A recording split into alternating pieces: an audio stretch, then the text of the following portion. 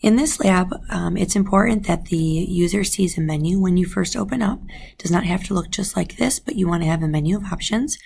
The lab should protect against any bad input. So in this case, if I were to go ahead and type in an invalid choice, it prompts me. If I type in a letter, it prompts me, so that way I can't crash the program.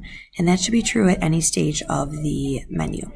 All right, so first, if I just choose one to display by choice, I am prompted to choose alphabetically A to Z or Z to A. Obviously, both of these options should work. A couple things to notice. Notice that the names are printed last name, comma, first. And then we have our math, science, computer science score, and average score. Notice that all of the scores are rounded to 2 decimal places. Every single value has 2 decimals, even if it doesn't have 2 places in it. And also notice that tabs have been used so that the data lines up nicely.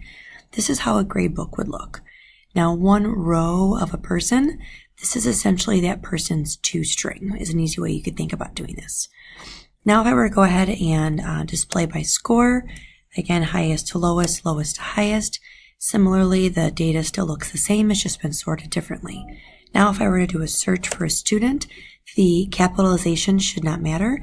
So let's say I was looking for Taylor Swift. I can go ahead and find her. Now, it's okay with me if you make them type in the entire name or just part of the name. However, they shouldn't have to do capitalization. Now, if they type in somebody who is not present, such as myself, then they should get a prompt that that person is not there. And then when they're ready to leave, they should be able to exit the gradebook and get some kind of exit menu. And that's it.